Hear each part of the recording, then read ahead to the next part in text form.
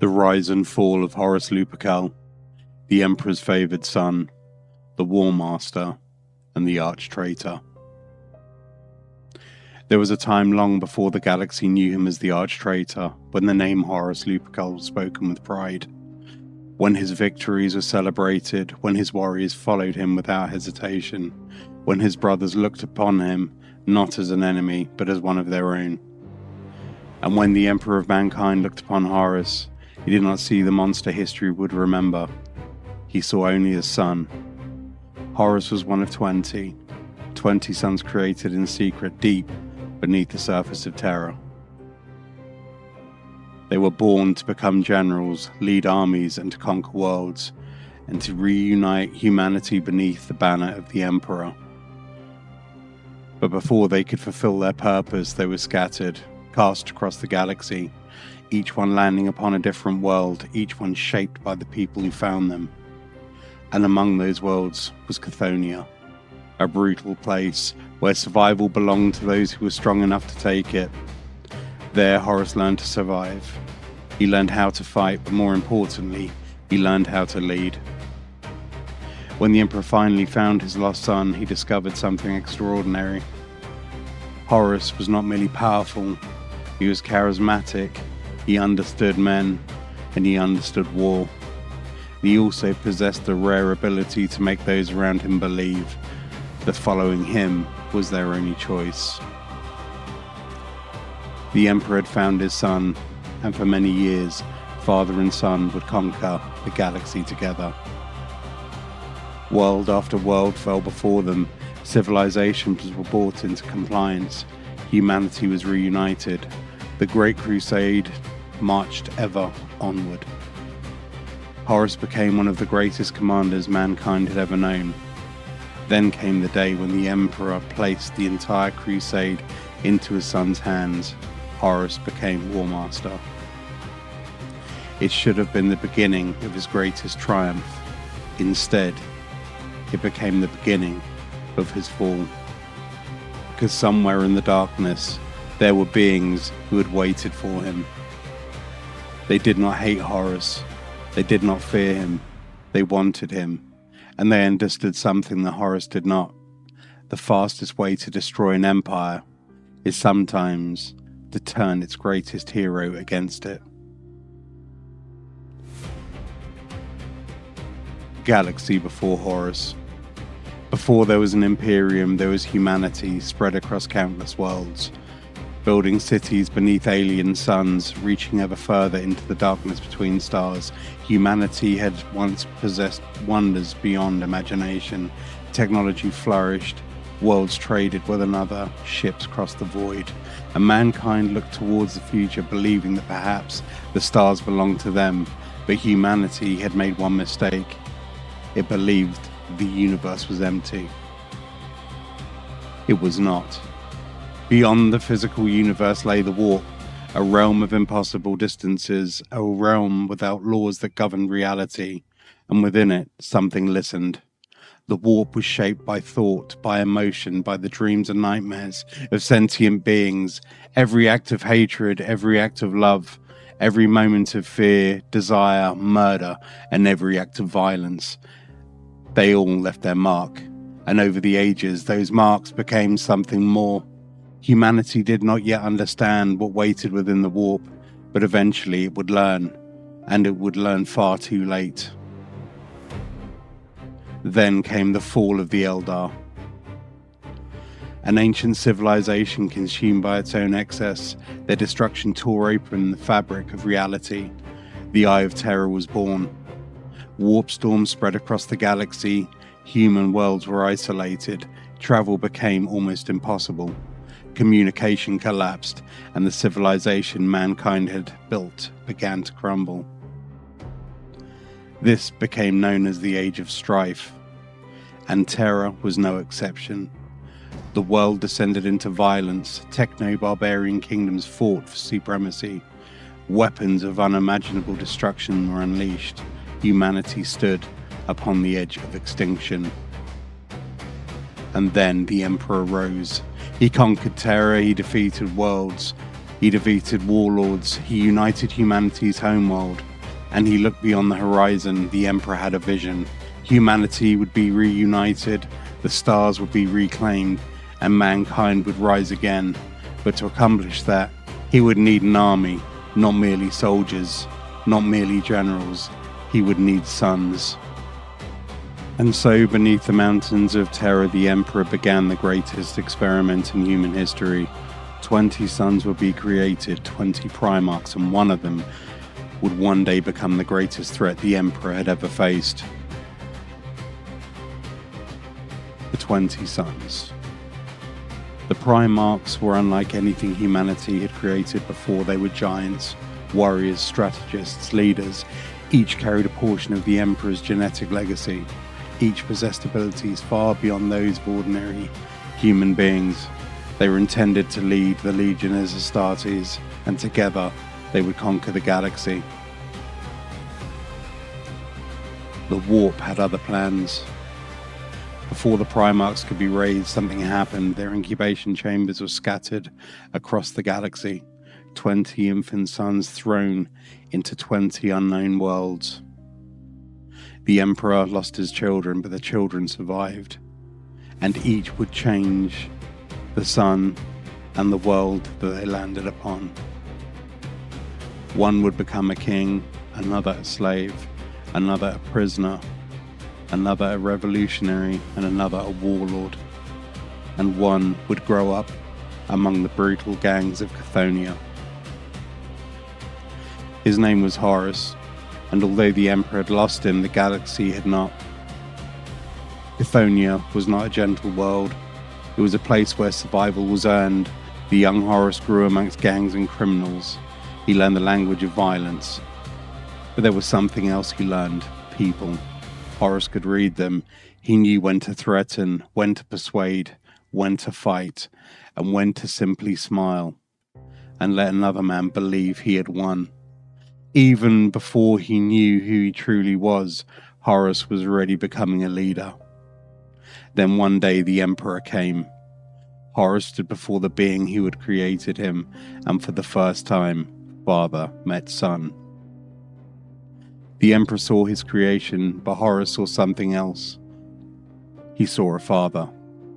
From that day forward, Horus would spend his life trying to prove himself worthy of the Emperor, and perhaps that would become his greatest weakness.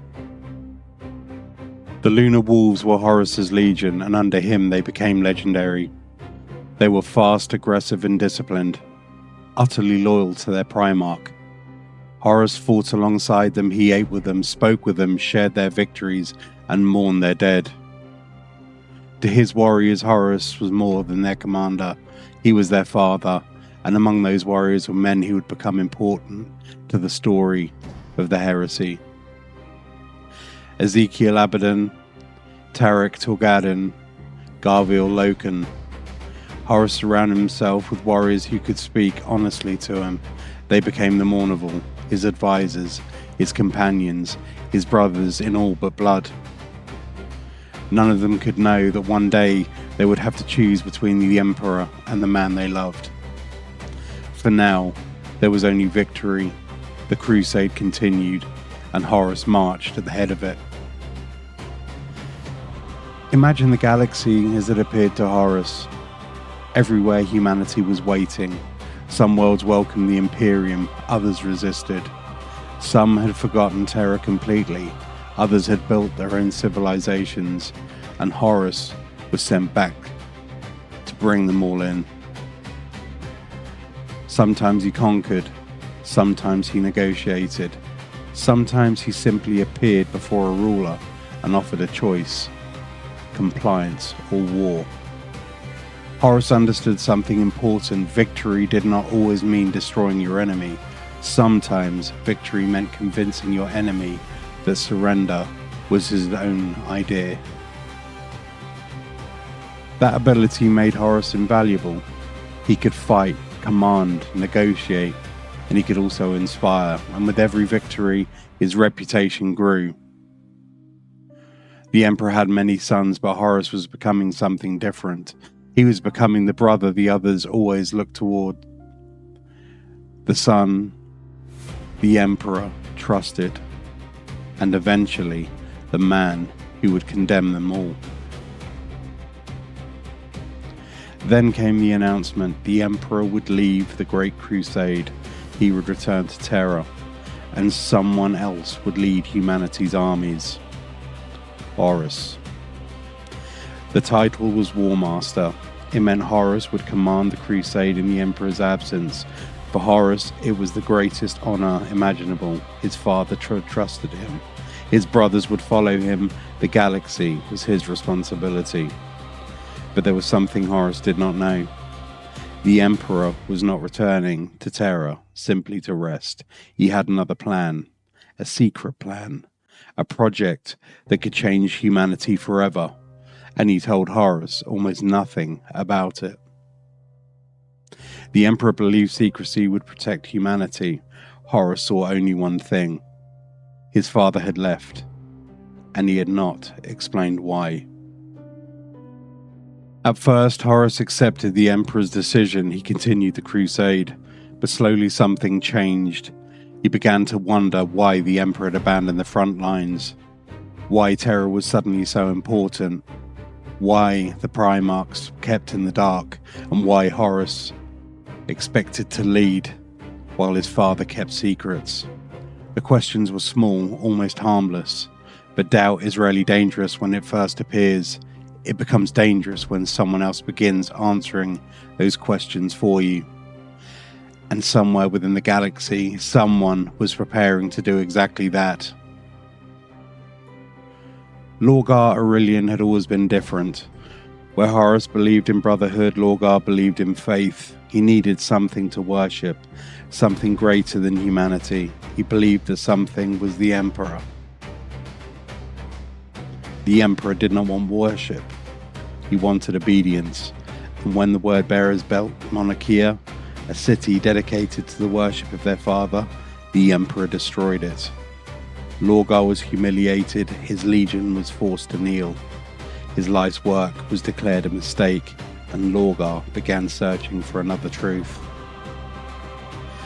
That search led him to the warp, and there he found gods. The word-bearers had found chaos now, and chaos had found a doorway into the Imperium. Among the word-bearers was a man who understood the power of deception. His name was Erebus. Erebus was patient. He did not need armies. He did not need to stand upon a battlefield. He needed only to understand the weakness of other men. And when he looked toward Horus, he saw something. A Primarch who wanted his father's approval, a commander who was beginning to feel isolated, and a brother who was beginning to question his place. Erebus did not create those feelings, he simply waited. The trap had not yet been sprung, but the hunter had already chosen his prey. Beyond the material universe lies the warp, and within the warp, 4 great powers dominate. Khorne, the blood god, the embodiment of rage, violence, and slaughter.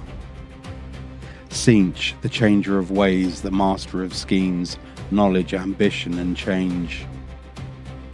Nurgle, the lord of decay, disease, despair, and the terrible acceptance of death. And Slaanesh, the prince of pleasure, excess, obsession, desire, perfection taken beyond all reason. They are different, they compete with one another, but they share one desire, influence. And Horus was worth more than any ordinary servant. He was a Primarch, a Warmaster. If Horus fell, millions could follow. The Chaos Gods did not need Horus merely to fight. They needed Horus to believe. Then came the Interrex, a human civilization unlike the Imperium. They had knowledge of the warp, they understood chaos, and they possessed artifacts that the Imperium barely understood. Among them was an ancient weapon, the Anathema. Erebus saw the weapon, and he understood exactly what it could do. A Primarch is difficult to kill. Their bodies can withstand wounds that would destroy ordinary men. Their strength is extraordinary. Their endurance almost impossible to comprehend. But the Anathema was different. It was not merely designed to cut flesh, it could inflict a wound capable of overcoming even the extraordinary resilience of a Primarch. Erebus did not want Horus dead, not yet. Death would end the story. Erebus wanted Horus to live, but broken. He wanted Horus desperate. And so the weapon was taken, the blade was ready. The Warmaster was still unaware, and somewhere ahead waited Darwin. Darwin, a world that would become infamous in Imperial history, a world where the Warmaster would face an enemy he could not defeat with an army. Horus entered the fighting, and as the battle raged, the anathema found him. The blade struck, Horus fell. For a Primarch, this should have been impossible, but the wound was terrible. The Warmaster started to die. His warriors panicked. Their father was dying, their commander was dying, and their Primarch was dying. And when the men are desperate, they will accept miracles from almost anyone who promises one. The Serpent Lodge offered hope. He claimed that Horus could be saved, a ritual, an ancient method, a chance to heal the Warmaster. But the lodge was compromised, the word bearers were waiting, and Erebus was ready. Horus entered the ritual, his body remained behind, but his mind slipped into the warp. The anathema had found and wounded his body. Now chaos would attack his mind. Horus opened his eyes and saw the future, or so he believed. He saw terror, saw humanity, he saw the Emperor, but everything was wrong. The Emperor was worshipped as a god. His sons were forgotten. The warriors who had conquered the galaxy were now discarded. The Primarchs were treated as tools, and Horus saw himself betrayed. The vision was not entirely false. That's its brilliance. The Emperor really was building a new future. He really had secrets. He really had left the Crusade. But chaos twisted those truths. It removed the context. It removed the reasons, and it left Horus with one conclusion. His father had betrayed him. Horus had entered the darkness looking for salvation. He emerged believing he had discovered the truth. There are moments in history when everything changes. For Horus, this was one of them. He could return to the Emperor. He could question what he had seen. He could reject the whispers. He could trust his father. But he did not. Horus chose rebellion. And in that moment, the Warmaster began to disappear. And in his place, something else began to rise. The Emperor's son had become his greatest enemy. Horus now had a problem. There were loyalists amongst the traitor legions, men who still believed in the Emperor, men who still believed in the Imperium, men who still believed in Horus.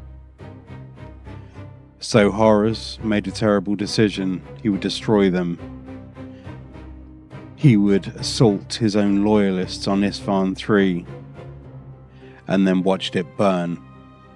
The loyalist Space Marines died by the thousands. Some survived, and those survivors fought back. Among them was Garbiel Loken, a warrior who had once called Horus his father. Now he called him his enemy. The heresy had begun, not with armies marching upon terror, but with brothers killing brothers. On Isfahan V, the loyalists came. Ferrus Manus, Vulcan, Corvus Corax, 3 Primarchs, 3 legions. They believed they could destroy Horus before his rebellion spread. They were wrong. The betrayal came. As the second wave opened fire, the battlefield became a slaughterhouse. At the hands of Fulgrim, Ferrus Manus died, beheaded, cold and callously. The Iron Hands were shattered, the Salamanders were nearly destroyed, and the Raven Guard were broken. Yet Horus survived. The Imperium had lost 3 Primarchs, but something far more important had been lost. And what had been lost was hope. The rebellion spread, worlds chose sides, legions turned against one another, the Warmaster's enemies moved across the galaxy, and with every victory Horus became less like the man he had once been. The powers of chaos were no longer merely whispering, they were changing him. They were changing his body, his mind, and his soul. The man who had once wanted to protect his brothers was now willing to sacrifice all of them.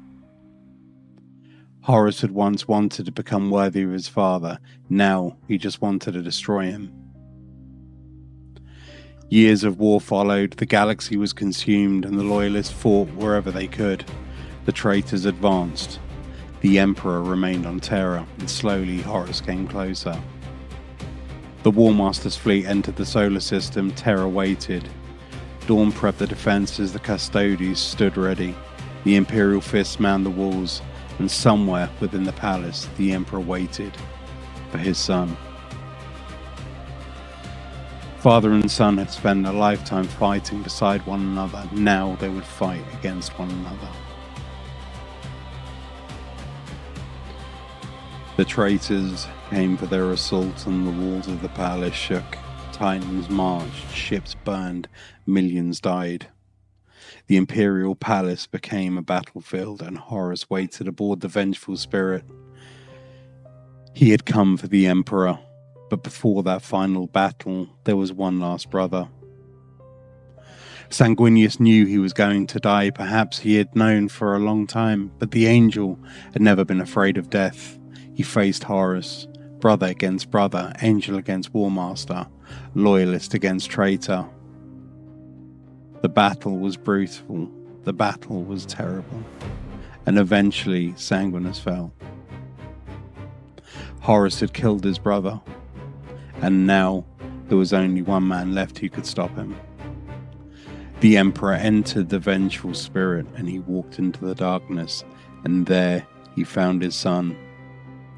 For a moment, perhaps the Emperor saw the boy from Cthonia, the son who had once fought beside him, the warrior who had once sought his approval, the Warmaster who had once been his greatest champion.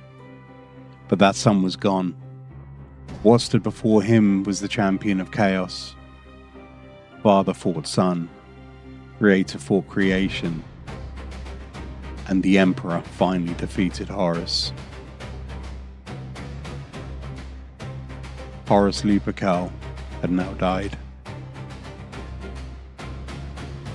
And so the greatest traitor in human history was dead. But his death did not restore the galaxy. The Emperor was mortally wounded, the Imperium was shattered, the Primarchs were broken, the legions were divided. And now humanity entered a new age, an age of fear, an age of faith, and an age of endless war. The Emperor was placed upon the golden throne, and there he would remain for 10,000 years. Horus had wanted to change the Imperium. Instead, he helped create the Imperium that would survive him, a crueler Imperium, a more desperate Imperium, and an Imperium that would never forget the betrayal of the Warmaster. But perhaps the greatest tragedy of Horus is not that he became a traitor. It is that once he was not. He was a son, a brother, a warrior, a leader, a hero, and somewhere beneath all the corruption, the man who had once loved his father still existed. But by the time Horus understood what chaos truly wanted, it was too late. The anathema that wounded his body. Erebus had manipulated his mind. Chaos had corrupted his soul, but Horus made the final choice. That is why this story has endured, because Horus did not begin as a monster, he began as the greatest of the Emperor's sons. And perhaps that this is the greatest lesson of the Horus heresy. The galaxy was not destroyed by a monster who was always waiting in the darkness. It was nearly destroyed by a hero who believed he was doing the right thing.